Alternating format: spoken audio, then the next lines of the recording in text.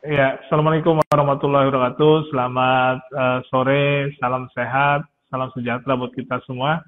Mak Amsi dan juga teman-teman yang sudah bergabung. Ya, Alhamdulillah di sore hari ini kita bisa berdiskusi ya.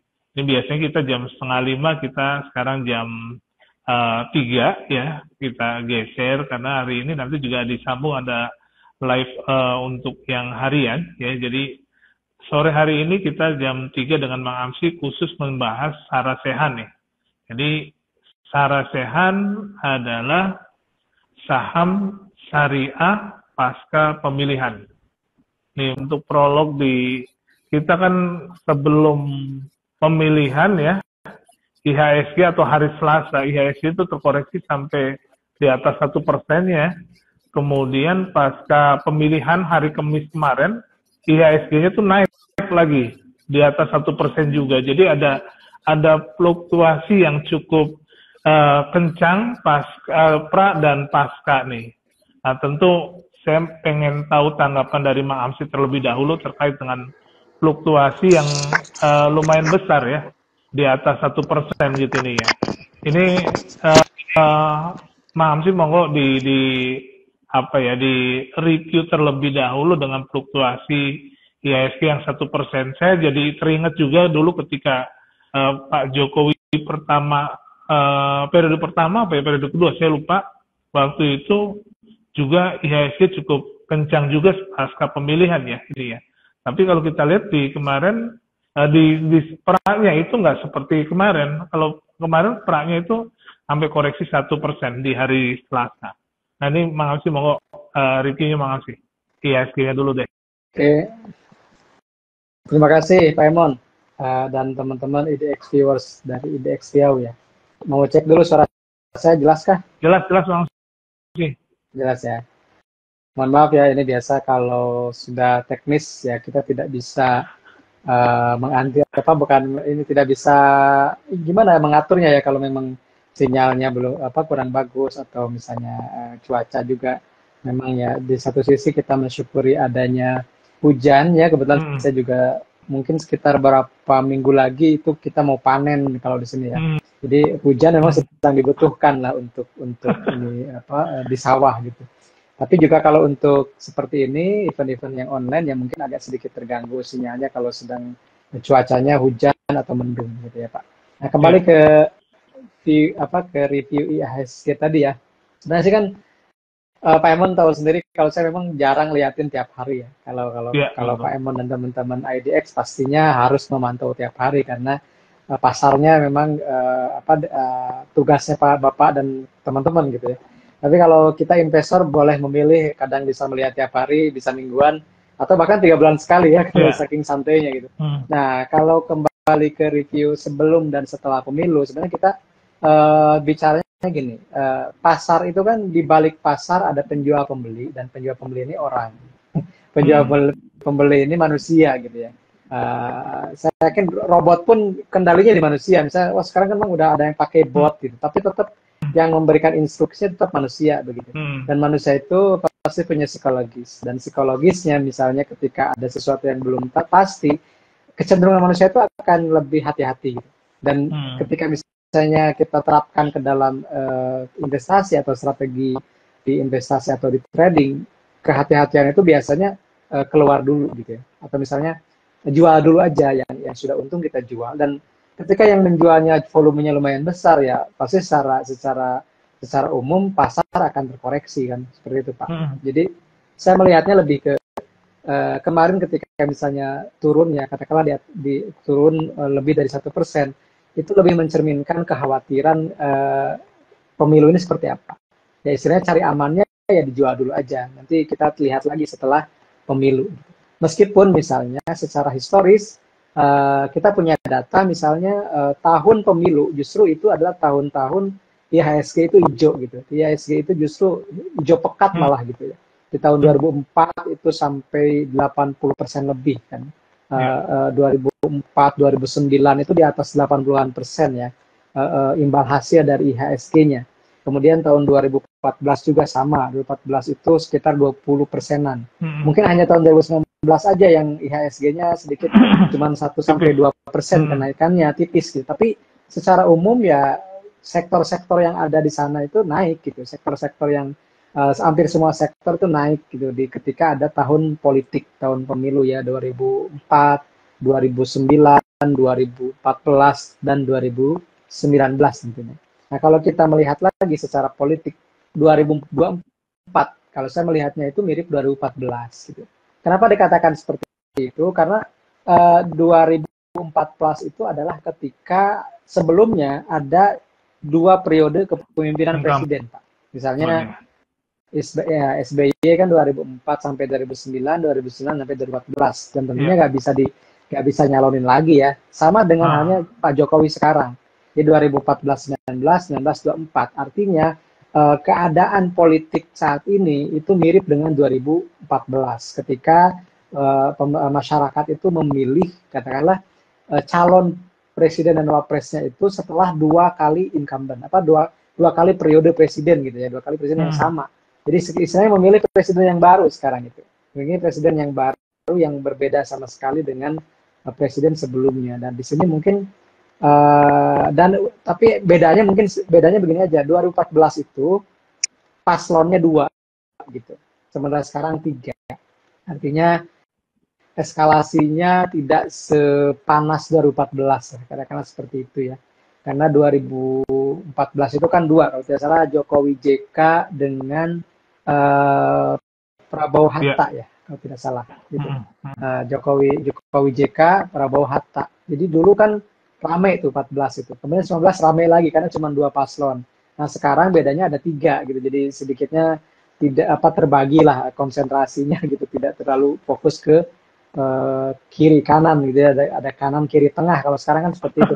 Jadi istilahnya tidak terlalu polarisasinya tidak terlalu sekental 14 dan 19. Jadi sebenarnya kekhawatirannya mungkin harusnya tingkatnya lebih rendah dibanding 2014. Kalau menurut saya sih seperti itu ya.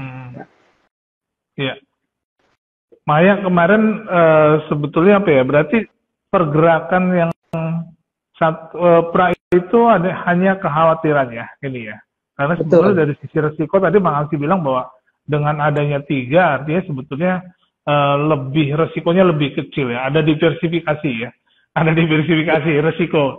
Kalau dulu 2 sangat apa ya, head to head banget. Kalau sekarang 3 itu jadi kayak terpecah nyamping gitu ya istilahnya gitu kan. Nah ini tapi di pasca ya setelah ada quick count dan sebagainya, walaupun memang quick count juga rame, ya biasalah. Maksudnya setiap pemilihan pasti quick count jadi perdebatan, itu udah sesuatu yang biasa ya ini ya. Karena memang keputusannya nanti mungkin di akhir perhitungan Maret ya kalau nggak salah ini ya. Nah tentu itu bagian dari hal yang lain, tapi kalau pasar kan biasanya membaca arah ke depan ya. Ketika selesai pemilihan dan aman, pemilihannya lancar, walaupun memang ada yang diulang dan sebagainya, tapi tentu tidak signifikan ya. Dan akhirnya kalau kita perhatikan sahamnya naik lumayan kencang gitu nih ya. Jadi 1%, dan ini sebetulnya adalah kembali kalau dari mengutip dari Mang Amsin, mungkin salah satunya adalah euforia juga, atau melihat bahwa pemilu ternyata berjalan baik, aman dan sebagainya. Itu karena itu buat investor menjadi satu hal dasar ya. Kebutuhan orang investasi itu ya harus aman dulu gitu nih ya. Siapapun yang menang ya tentu yang jelas pesta demokrasinya, pestanya nggak rusuh gitu. Pestanya ini aman lah gitu nih ya. Ini yang diharapkan oleh pasar, sehingga pasar kemarin merespon positif ya, dan akhirnya IHSG bergerak naik di atas 1%, membalas koreksinya di apa namanya di sebelum pemilihannya. Namun kita juga mungkin perlu cermati juga, perlu lihat juga bahwa dengan adanya pemilihan yang sudah terlewat, maka kita juga akan mengevaluasi nih. Tentu ya evaluasinya dari visi misi dan sebagainya ya yang ada di ketiga calon tersebut. Dan kita bisa lihat saat ini kalau kita hitung-hitungan secara quick count kan pasangan nomor 02. Tentu nih arah kebijakannya juga akan berbeda dengan yang lain, tapi pada intinya sama, untuk Indonesia lebih baik.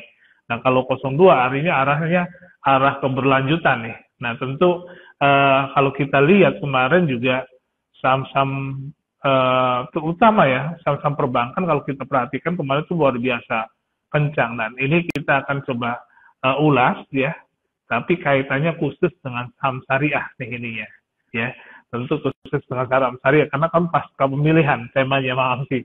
Nah, Mas Amsi melihatnya seperti apa nih? Atau sebelum ke situ saya mau lihat dulu deh dari sisi ini kan udah bulan Februari nih Mas Amsi, seberapa banyak nih laporan keuangan yang sudah keluar gitu itu untuk, dan kira-kira kinerja saham syariah dari 2023 dulu deh. Sudah ada ini nggak? Kalau kemarin kan baru sedikit ya Bang Amsi ya yang keluar ya. Kalau sekarang mungkin udah agak banyak kali Bang Amsi. Mau nggak Bang Amsi? Oke Pak, terima kasih. Kalau bicara kinerja di 2023, laporan keuangan masing-masing emiten yang sudah rilis ya, sebenarnya belum banyak, masih di bawah 10 Pak, masih di bawah 10. Saya selalu update setiap hari ya, teman-teman boleh cek juga. Kebetulan saya akan mengentry laporan keuangan semuanya ya, 900-nya saya entry semua gitu. Nah, yang baru rilis itu di bawah 10, dan itu kebanyakan memang perbankannya. Perbankan yang pertama kali rilis itu BJTM. BJTM, kemudian BBCA, BBRI, BBNI, BMRI, BBTN, kemudian SDRA, BRIS, dan satu lagi BTPS ya, BTPS. Kemudian satu lagi kalau nggak salah PJAA, kalau yang sudah yang non banknya gitu ya.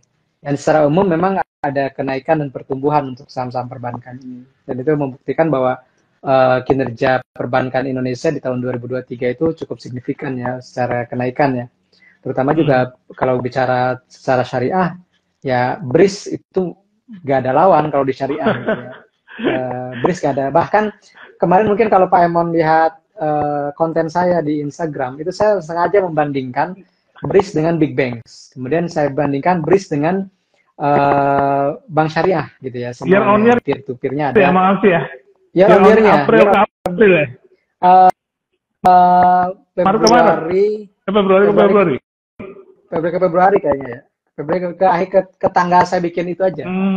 Di dalam setahun itu BRIS mengungguli semua bank gitu ya. BRIS mengungguli the big banks juga secara ini kita bicara kenaikan sahamnya ya teman-teman, bukan kinerjanya pun bagus gitu. 60-an persen ya masih ya? Betul, 60-an persen. Kita bandingkan dengan BBCA, bandingkan BBRI, BMRI, BBNI yang 4 bank disebutnya itu KBMI 1 ya, atau dulu mah bank buku keempat gitu, itu masih unggul. Kita bandingkan lagi dengan sesama bank syariah, apalagi bank syariah lain, mohon maaf, tahun 2023 payah semua kan. BTPS turun, PNBS juga anjlok, gitu, BANK juga anjlok. Kita bandingkan lagi dengan seluruh bank, ya seluruh bank, ternyata ya BRIS memang masih unggul di antara perbankan itu. Jadi kalau saya sekaligus itu juga bisa menjadi pembuktian bahwa investasi di perbankan syariah juga bisa menguntungkan kan gitu. Selama ini kan yang dianggap selalu menguntungkan atau misalnya selalu secara year on year atau CAGR-nya bagus, performa imbal hasilnya bagus ya big banks gitu. Ternyata di 2023 malah yang nomor satunya itu bank syariah gitu. Karena ini temanya sarasehan ya. Jadi itu singkatannya muncul begitu saja Pak, biasa. Pas Mas Aldo ngehubungin saya, maaf sih judulnya apa ya? Udah sarasehan apa? Saham syariah pasca pemilihan, kayak pas gitu. Dan ternyata pas ya. Dan sarasehan itu biasanya kan sarasehan politik, sarasehan acara-acara kayak gitulah ya. Oke teman-teman. Saya punya data nih. 2009 itu Jakarta IHSG itu tumbuh 86,98%. Nah, kemudian sektor yang tumbuh di tahun 2009 pasca pemilu itu yang paling pertama adalah industri lainnya, atau dalam hal ini pengereknya itu Astra International. Itu 180% tumbuhnya. Kemudian yang kedua mining, pertambangan itu 151%. Kemudian consumer goods 105%, kemudian basic 103%, dan agriculture 91%. Jadi di tahun 2009 itu yang mengalami lonjakan kenaikan saham itu Astra dan kawan-kawan. Astra dan saham-saham yang ada di industri lainnya atau industri otomotif waktu itu ya. Mungkin karena aneka industri karena pasca kejadian subprime mortgage, Pak. Yeah. Jadi ada krisis global, orang-orang kan waktu krisis global kan mengerem semua konsumsinya. Kemudian baru di tahun berikutnya itu mulai, apalagi misalnya Indonesia pemilunya aman, 2009 kan terpilih lagi SBY itu dengan 1 putaran kalau tidak salah. Meskipun lawannya banyak, tapi ya SBY bisa menang 60% kalau nggak salah ya. Boleh teman-teman cek di sejarahnya. Jadi karena ada pemilunya lancar, aman, kemudian juga baru pulih dari krisis di belahan dunia lain, plus booming komoditas waktu itu. Jadi 2008 kan komoditasnya anjlok semua tuh. Nah 2009 bangkit lagi, makanya batu bara, sawit, kemudian logam itu semuanya naik. Jadi yang paling unggul di tahun 2009 itu aneka industri ya Pak. Jadi saya sampai sudah lupa karena sekarang udah nggak ada tuh penamaan sektor itu ya, Miss Industry gitu. Kemudian yang kedua di tahun 2014. Di tahun 2014 itu IHSG-nya naik 22,3%. Mohon diralat ya Pak, karena ini datanya dari IDX statistik. Jadi kalau ada yang salah data berarti sumbernya yang harus dikritisi. Koreksi ya. Saya hanya membacakan teman-teman. Saya cuma penasaran aja tadi. Jadi saya rangkumkan nih, saya tuliskan. 22,3%. Dan ada 4 sektor yang di atas benchmark atau di atas IHSG ya. Yang pertama adalah finance, keuangan, 35%. Yang kedua, bukan keuangan. 2014 itu jawarannya propcons, properti konstruksi. Itu 56% tumbuhnya di tahun itu. Kemudian yang kedua, finance 35%, yang ketiga infrastructure 25%, dan terakhir consumer goods 22%. Jadi ada 3 sektor yang di atas IHSG, properti konstruksi, keuangan, dan infrastruktur. Kemudian ada yang setara dengan IHSG itu consumer goods di tahun 2014. Terakhir 2019, karena kan kita ada 3 pemilu terakhir nih ceritanya. Karena yang 2004 saya belum dapatkan datanya. 2004 belum saya dapatkan datanya, tapi ada minimal ada 3 referensi ya. 3 referensi 2009, 14, 19. Nah 2019 itu indeksnya cuma tumbuh 1,7%. Jadi memang ini 2019 itu salah satu kenaikan indeks yang minim ketika pasca pemilu. Dia di antara sejarah yang ada gitu ya, Pak Emon ya. Saya cek itu ternyata 2019 ini paling sedikit kenaikan IHSG-nya. Saya nggak tahu, belum melacak kenapa seperti itu. Tapi di sini juga ada 4 sektor yang di atas indeks. Ya. Yang pertama ada finance, itu 15%. Yang kedua ada basic industry, itu 14,4%. Kemudian ada propcons, properti konstruksi, itu 13%. Dan di atas sedikit Jakarta IHSG ada infrastruktur, 6,8%. Jadi di 3 periode ya, di 3 periode pemilu yang sudah lewat 2009, 14 dan 19 itu selalu ada sektor yang booming, selalu ada sektor yang mengungguli mengungguli indeks itu sendiri. Nah, saya sudah rangkumkan itu, ada aneka industri, pertambangan, kemudian pertanian, infrastruktur, properti konstruksi, basic, keuangan, dan consumer goods. Kemudian dari yang 8 ini kita pilih yang paling sering muncul. Nah, ternyata yang paling sering muncul yang menjadi mengungguli indeks itu ada 5. Ya, ada 5. Pertama consumer goods, kedua finance, ketiga basic industry, keempat properti konstruksi, dan kelima infrastruktur. Nah, dari 5 indeks ini sebenarnya kita bisa membaca kecenderungan investor ketika pasca pemilu atau pasca tahun politik ya. Jadi mereka lebih spending, lebih banyak memilih saham-saham yang berkaitan dengan keuangan. Kemudian saham-saham yang berkaitan dengan consumer goods, saham-saham yang berkaitan dengan properti konstruksi, dan saham-saham yang berkaitan dengan infrastruktur dan basic industry. Nah, sebenarnya antara infrastruktur, prop, cons, basic, finance, dan consumer itu saling berkaitan. Yang paling saling berkaitan adalah sebenarnya finance, properti, infrastruktur, dan basic. Simpelnya gini, ketika misalnya properti konstruksi menggeliat lagi, pembangunan di mana-mana, kenapa? Karena biasanya pertama kali gitu kan, pertama kali pemerintahan baru Pak, merealisasikan di mereka gitu. Gitu ya. Kelihatan ya jalan di situ modal bankan perbankan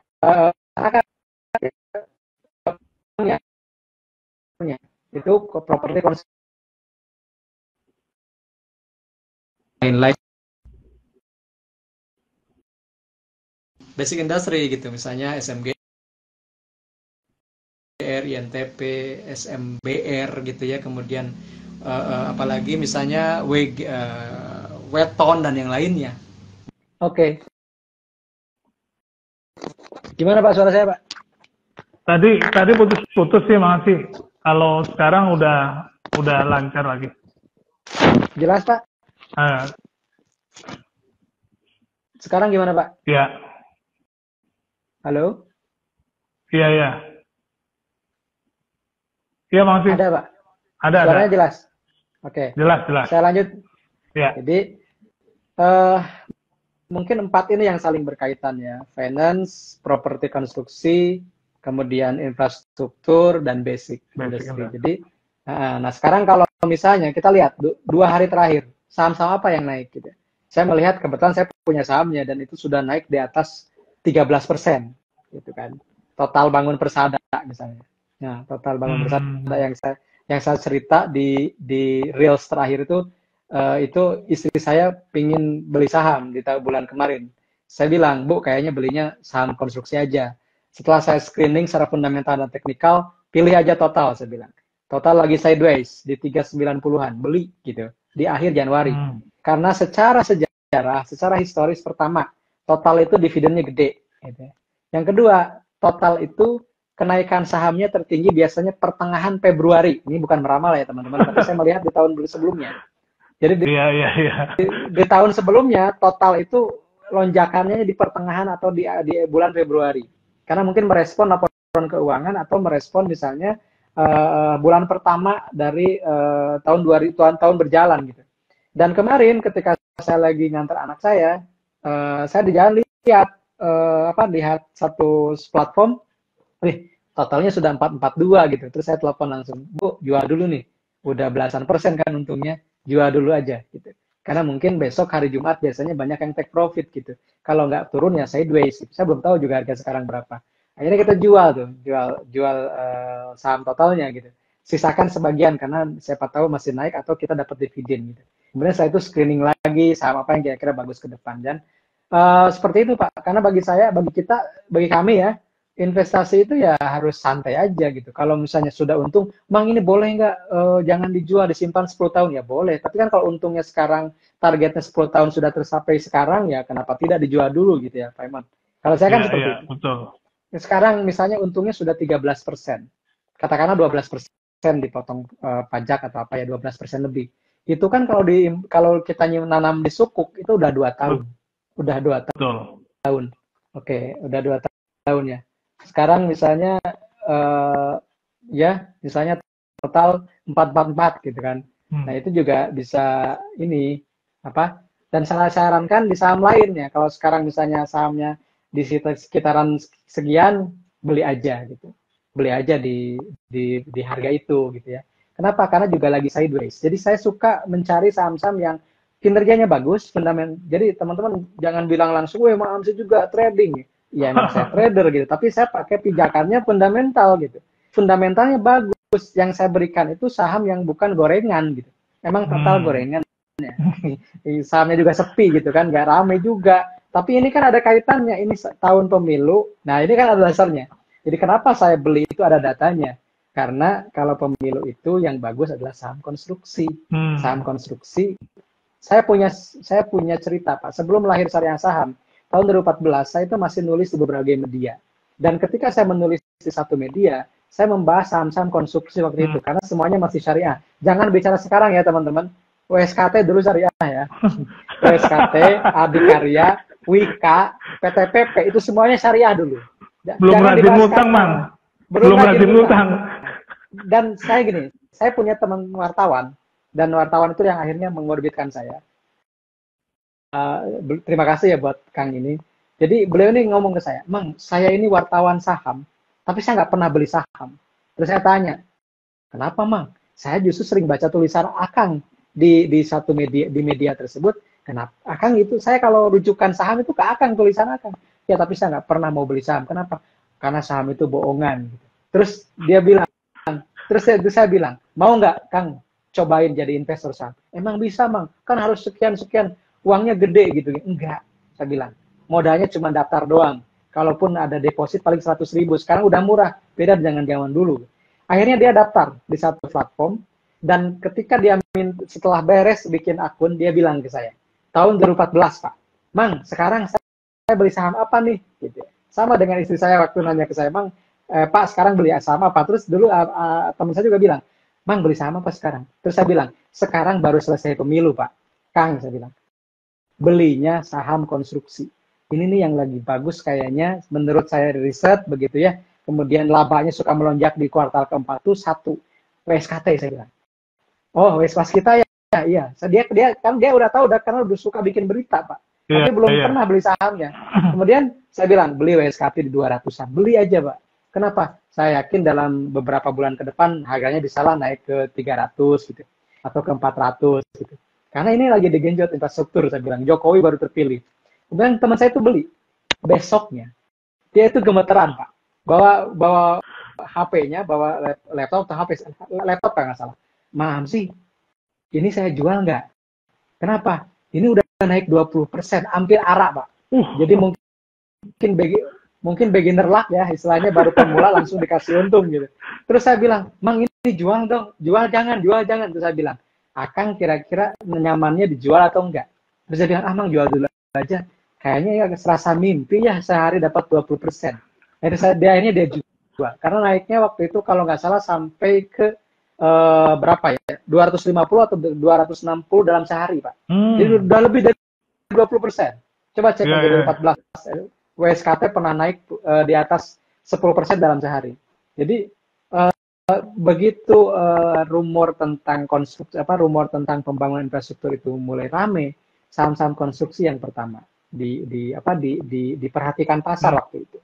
Kemudian ini akan berimbas kepada penunjangnya. Mohon maaf, WSBP dulu syariah ya, jangan bicara sekarang ya. WSBP-nya, wetonnya, kemudian PPRE-nya. Waktu itu belum listing. Belum. Tapi mungkin yang lebih mendasarnya, yang mendasarnya itu belum. Yang lebih mendasarnya semennya, Pak. INTP-nya, SMGR-nya. Teman-teman tahu nggak, 2016 saham yang paling fenomenal di bursa itu saham apa? Terlepas itu ada bandarmologi atau bukan ya, SMBR. Mungkin Pak Emon pernah menyaksikan SMBR di tahun 2016. PPRO 100 apa? Tahun 100 perak apa 200 ya? Seperti itu ya. Mulai geraknya. Sampai ke berapa? 3.000 atau 4.000? Iya. Seperti itu. Ini ya. PPRO juga. Saya masih ingat saham 2016 itu PPRO, SMBR, BRPT.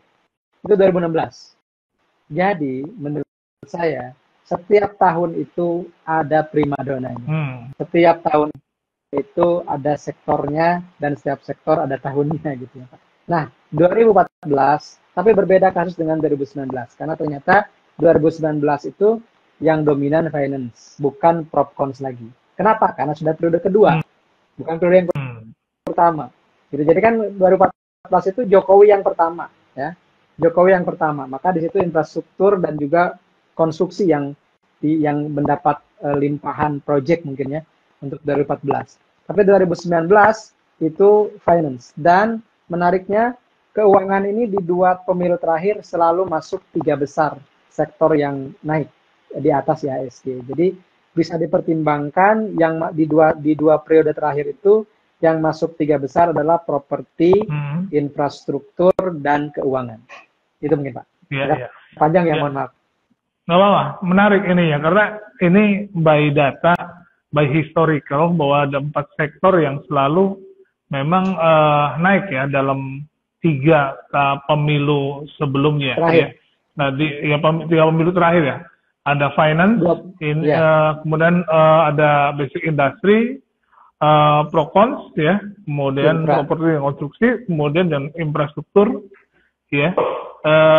Ini yang empat yang selalu terhubung ya ini ya. Dan satu lagi adalah di sektor consumer good.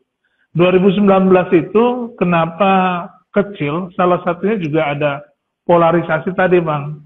Jadi di Jakarta cukup ramai, demonya cukup kencang gitu, sehingga orang juga melihat untuk pasar juga sangat berhati-hati gitu pada saat itu ya, karena memang kerusuhannya lebih real lah, lebih nyata ya, polarisasinya makin jadi karena 2 kali bertarung, kemudian yang terakhir ya angkanya juga tidak terlalu jauh ya ini, jadi cukup ramai ya ini ya, jadi kurang lebih ya selisihnya mungkin 9 atau 10% ya, 55 sama 45 saya lupa ini, angka-angkanya segitulah kisarannya. Jadi ini yang bikin rame, dan tentu ya tadi investasi kan sangat erat kaitannya dengan keamanan, sehingga orang ngerem dan IHSG-nya naiknya tidak terlalu kencang. Tapi kembali ke lihat kondisi saat ini, Bang. Tadi kan dari 5 sektor gitu. Kalau kita lihat yang sekarang itu kondisinya ya, kalau konstruksi atau infrastruktur nih juga lagi berat ya. Saham-sahamnya tadi memang sudah tidak masuk syariah, berarti memang bukan pilihan. Tapi secara fundamental itu kan ya tadi kan screeningnya, filternya dari posisi utangnya, ya. Ini dari posisi utangnya kalau nggak masuk sahamnya dulu saham syariah defisit, cuman dari sisi utangnya ini nggak masuk gitu kan, filtering. Artinya memang saham-saham ini agak berat untuk dijadikan saya nggak tahu nih, mungkin kalau di syariah otomatis nggak masuk ya. Berarti kalau di syariah udah nggak masuk, dari 5 sektor tadi yang memungkinkan nih untuk saham syariahnya apa nih, Mang, ini ya yang masih mungkin punya peluang. Kalau tadi bicara maaf sedikit ada total gitu ya ini ya. Contoh total tadi kan kalau memang pertengahan Februari kan udah lewat juga, Bang. siklus perilaku ya, siklus perilakunya di pertengahan Februari biasanya up, berarti ya sudah kelar juga gitu nih. Kalau kita melihat pandangan 1 tahun tentu berbeda nih. Apakah total juga masih dijadikan peluang gitu ya ini ya, atau saham-saham yang lain nih, kalau selain tadi yang konstruksi ya kayak OSKT, OSBP, ya grup-grup karya lah gitu nih ya. Kan sekarang udah kayaknya orang juga udah ngerem-ngerem untuk masuk ke situ, Mang, ini ya. Karena infrastruktur juga dengan beban utang yang begitu besar ya, kayaknya agak ngerem-ngerem gitu. Nah, apakah sektor lainnya yang kira-kira memungkinkan dengan kondisi yang ada saat ini, Mang? Oke, Pak. Saya sambil lihat data ya, Pak ya. Karena agak jauh nih laptopnya. Jadi sebenarnya sih yang untuk konstruksi kita tinggal pilih aja, tidak terpaku ke BUMN karya gitu, Pak, maksudnya. Jadi karena yang karya, yang BUMN ini sedang bermasalah kan, kecuali PTPP yang tersisa kan cuma PTPP sekarang yang syariah itu. Yang tiganya kayaknya nggak masuk ya. Kalau Wika juga nggak masuk kalau nggak salah terakhir ya. Nah, kalau misalnya yang swastanya ya kita bisa lihat, kalau saya lihat ya, itu total gitu. Total itu masih total itu bagus di dividen, kemudian struktur utangnya saya coba cek ya, Pak. Tadi belum saya sempat cek nih. Jadi total utangnya pun itu masih aman gitu. Karena yang total ini debt to equity-nya saya belum dapat data juga ya. Nanti mungkin boleh dicek ya. Jadi tidak separah yang BUMN karya, karena kalau yang namanya konstruksi kan memang berbasis pinjaman ya. Dan selama itu pinjamannya jangka pendek dan current atau current ratio atau quick ratio-nya itu masih aman ya. Saya coba cek di sini. Oke, current ratio-nya berapa ya? Oke, nanti kita bahas lah Pak usaha konstruksi ya. Jadi total, karena saya tidak bisa jawab kalau nggak ada data. Nah, total ini saya pilih karena tadi utangnya tidak terlalu besar, kemudian juga riwayat dividennya juga menarik begitu ya, kayak yieldnya di atas 10% gitu untuk total. Kemudian juga cenderung tidak banyak isu tentang total. Dan tadi yang baru dapat saya berita, rumor ya, bahwa IKN juga melibatkan total. Gitu. Kebetulan yang menang kan mungkin melanjutkan IKN ya.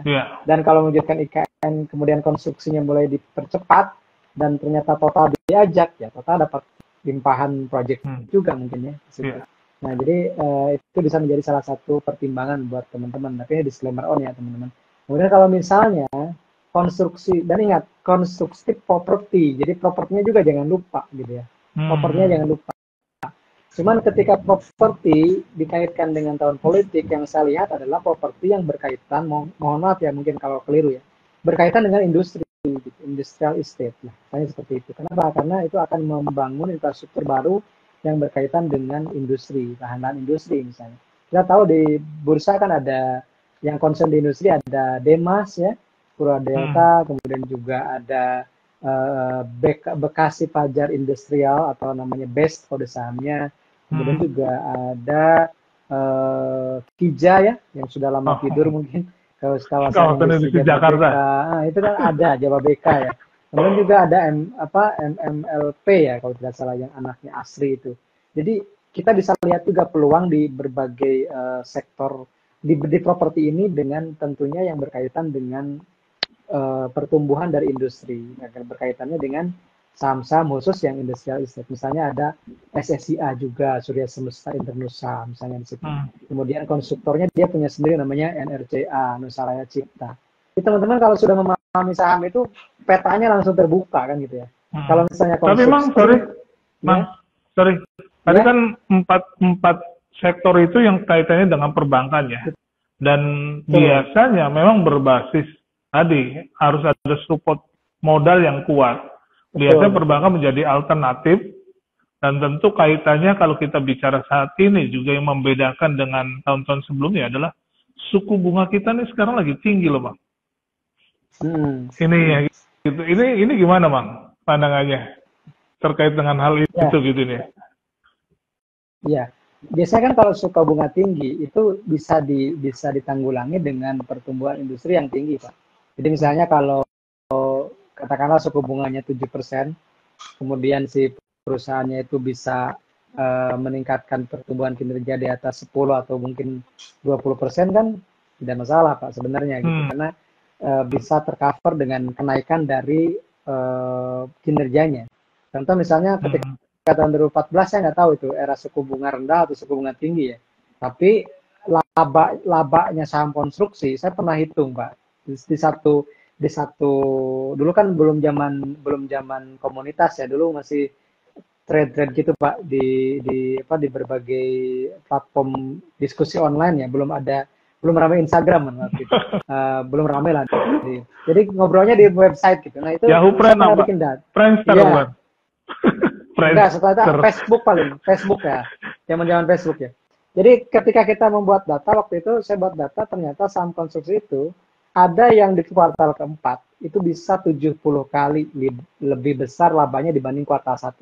Misalnya di kuartal 1 dia mencetak katakanlah 1 miliar atau 10 miliar, di kuartal 3 bisa jadi 400 miliar gitu. Di kuartal 4 bisa jadi 400 miliar. Saking sedang sedang kencangnya pertumbuhan waktu itu. Makanya tidak heran ketika WSKT 2014 itu harganya dari 200 ke berapa? 2000 kalau tidak salah Pak. Bisa naik seperti itu. Jadi karena pertumbuhannya memang signifikan gitu. Dan kalaupun misalnya tadi suku bunganya kan naiknya tidak langsung berapa BPS besar gitu enggak apa ya? Dari 6,75 ke 7 kan? Saya malah nggak tahu ya. Berapa? Dari 5,75 ke 6 itu sekarang kan? Iya. Ya. Tapi angkanya kan maksud saya gini loh, memang sih sebetulnya kan tergantung dari ini ya. Utang kan tergantung bagaimana kita kemampuannya kan. Kalau kemampuannya bagus ya nggak ada masalah gitu ini kan. Betul. Cuman masalah yang kalau kita lihat memang sekarang kan orang yang dari sisi daya beli terhadap propertinya tersebut gitu ya ini ya. Tapi kalau kaitannya dengan proyek-proyek pemerintah, tentu ini nggak ada isu yang besar karena permodalannya juga tentu berbeda gitu ya dari pemerintah gitu ya. Anggarannya anggaran APBN. Tapi kalau yang kayak kan kita ngelihatnya tadi swasta ya ini ya. Kalau swasta dengan kondisi yang seperti ini gitu ya, itu suku bunga yang lumayan besar memang salah satu pembeda lah. Mungkin kalau kita membandingkan dengan kan sebetulnya secara inflasinya nggak terlalu ini ya. Maksudnya inflasinya rendah. Inflasi rendah kan bisa jadi ya memang daya belinya juga nggak terlalu tinggi juga, bisa aja gambarannya seperti itu gambarannya maksudnya gitu ya. Tapi di sisi lain suku bunganya tinggi gitu nih ya. Nah ini kan sebetulnya dari sisi daya beli nggak terlalu tinggi, terus suku bunga tinggi gitu nih ya. Itu sih tadi maksud saya itu mas, makasih. Iya. Mungkin apa namanya Pak, stagflation atau apa nih sekarang kalau masuk ini? Karena kan apa posisi suku bunga lebih untuk setahu beberapa teman-teman bilang ya ini kan lebih mengantisipasi capital outflow gitu ini ya kan. Jadi suku bunganya masih posisi tinggi gitu ini ya. Tapi ya poin penting tadi yang Mas Amsi sampaikan bahwa ada 5 sektor yang biasa ini. Tentu tadi informasi-informasi kayak suku bunga dan sebagainya ini menjadi referensi teman-teman karena masih ada 5 sektor nih. Nah yang sektor yang tadi yang belum kita coba dalamnya adalah konsumer man. Nah konsumer nih gimana nih ini konsumer ini ya? Consumer goods ya. Kemarin katanya Unilever sudah merilis laporan ya, tapi saya belum dapat ya laporannya, belum baca ya. Dan itu katanya ada penurunan yang signifikan ya di kuartal keempat ya, entah itu mungkin karena faktor boykot gitu ya, faktor imbas dari boykot yang global gitu, atau juga memang benernya memang di 5 tahun terakhir kan Unilever memang tidak tumbuh ya, tidak tumbuh signifikan gitu. Setahu saya sih harga sahamnya pun sekarang 2000-an ya, 2.800 kalau tidak salah. 2.800 Mang. Iya, 2.800. Sangat rendah ya, sudah sangat rendah. Saya nggak tahu akan keberapa lagi itu Unilever ya. Nah itu kan consumer goods. Kemudian juga, tapi yang saya lihat hari ini itu ada kenaikan justru di Sido muncul. Sido sudah tumbuh 10% dari minggu lalu. 10% Sido muncul ya, sudah muncul. 6% Mang. 6% Mang. Hari ini 6,7% Mang. Dari 5,20. Kalau dari kemarin iya sekitar 10%. Karena anak saya beli Sido di harga 500 Pak. Jadi kan dia bilang tuh, dia udah untung. Iya, beliau kayak anak saya ini udah untung nih di Breeze. Jadi di Breeze dia untung sekitar 20% lebih ya. Kemudian dijual karena saya bilang gini, kalau anak laki-laki saya itu, kalau udah 2.400 jual dulu aja, saya bilang gitu. Sekitar 2.400 tuh kayaknya secara fundamental dan teknikal resisten. Udah realisasikan dulu aja 2.400. Akhirnya dia jual dengan ya sekitar 20% lebih ya. Setelah ini beli apa Pak? Gitu saya bilang, udah yang lagi turun tapi masih sideways, kemudian secara kinerja juga mungkin lagi turun, tapi secara potensi masih bisa naik. Sudah muncul aja, beli di 500 saya bilang gitu. Ini dia beli di 500. Tadi tuh, ini udah naik 10% lagi, baru seminggu kan belinya. Belum lama. Gitu. Ya, gitu. Jadi sisanya apa Pak? Saya cari dulu gitu. Oh ini ada saham ini, ada saham ini. Jadi kita juga sambil memberikan semacam pengalaman ke anak-anak itu. Karena dia belum punya KTP ya, tapi minimal mindsetnya dibangun gitu. Dan betul. Sekarang portofolionya ya mungkin sudah cukup untuk katakanlah beli laptop yang agak bagus ya, tapi dia tunda dulu karena buat cadangan sekolah dia atau apa gitu. Dan kalau ada pun dia akan kembalikan lagi dalam bentuk saham, dan dari dividen juga dikembalikan lagi ke dalam bentuk saham karena memang belum butuh secara urgen sekarang gitu. Jadi yang saya kaget Sido itu ternyata udah naik juga gitu. Kemudian Mayora Pak, Mayora juga sudah mulai di situ-situ aja ya, tapi ini sebenarnya lagi nunggu. Kalau misalnya laporan keuangannya bagus, kemungkinan dia naik. Ya kalau ditutup di atas 2.400 kemungkinan dia naik. Jadi consumer goods ya, consumer goods itu apalagi misalnya ketika ada program dari paslon berapapun itu yang misalnya ada bagi-bagi makanan apa Susu. gitu ya. Saya kemarin nulis itu kan, kalau beneran ada susu gratis, ini saham-saham susu yang ada di bursa gitu kan. Nah, kemudian itu videonya. Dan ternyata tadi ada berita, dan ini saya perlu klarifikasi dulu beritanya, karena saya baru lihat sekilas. Ternyata katanya susu gratis itu baru realisasi tahun 2029. Jadi, dan, karena dihitung kalkulasi dulu kan mungkin berapa yang dibutuhkan berapa, ternyata mungkin baru realisasinya tahun berapa, dan mungkin nggak sekarang tuh kenaikan harga sahamnya karena menunggu juga program itu digulirkan seperti itu Pak. Anda kan hari ini sebenarnya turun 4,7%, Mang Amsi. Apanya?